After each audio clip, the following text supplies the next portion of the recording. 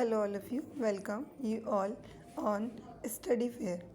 Today's topic is Fundamental Accounting Principle. Let's talk about first of all what are accounting principles. Accounting principles are the basic rules and guidelines used to record and report financial transaction in a consistent and accurate manner.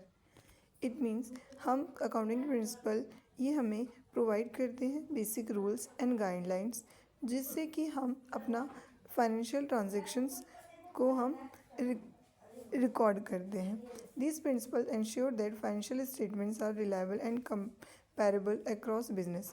हम इस accounting principle को इसलिए use करते हैं ताकि हम अपनी accounting statement को फाइनेंशियल स्टेटमेंट को दूसरी कंपनी से या फिर अपने ईयर बाय ईयर को कंपेयर कर सकें.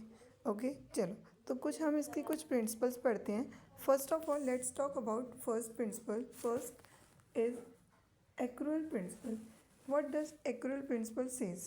According to accrual principle, revenue and expenses are recorded when they are incurred and earned. हम इसे तब अपने रेवेन्यू एंड एक्सपेंसेस को रिकॉर्ड करेंगे जब वो हमारा इनकर्ड हुआ है, ना कि हम उसके कैश रिसीव होने का वेट करेंगे. Let's understand it with the help of example. Let's if you sell goods, अगर आप कुछ गुड्स से सेल करते हैं on credit but receive payment next month और आपको उसकी पेमेंट नेक्स्ट मंथ आनी है, the revenue will still be recorded today. तो हम क्या करेंगे, उसके ट्रांजेक्शन्स आज हम रिकॉर्ड कर लेंगे, ना कि हम वेट करेंगे कि हमें कैश रिसीव कब होगा. This ensure that financial statements reflect actual performance of the business. इससे हमारी actual performance of the business पता चलती है. Next principle is matching principle. What does matching principle says? According to matching principle, expenses should be recorded in the same period as revenue they help to generate.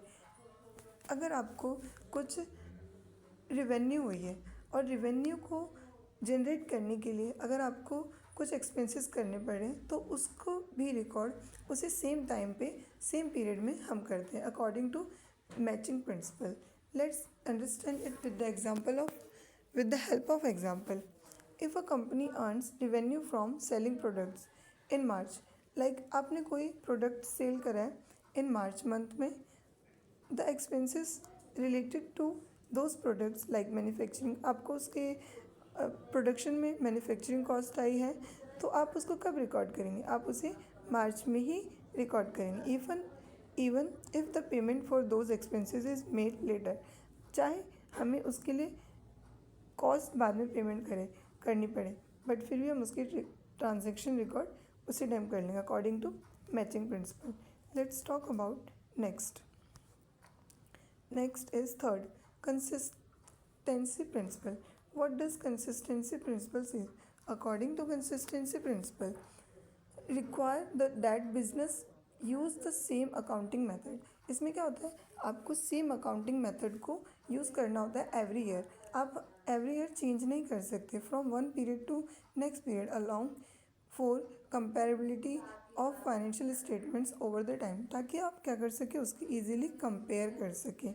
Let's understand with the help of example. If a company uses straight line depreciation, अगर आप straight line depreciation method use कर रहे हैं first year तो आपको next year भी उसे ही continue करना है. It should continue to use the same method in a subsequent years unless there is a good reason to change. जब तक कि आपको उसके लिए कोई रीज़न ना हो तो आपको same method accounting method use करना है. This ensure that financial statements are consistent, ताकि आपकी कंसिस्टेंसी बनी रहे आपकी फाइनेंशियल स्टेटमेंट्स में. Let's talk about next principal.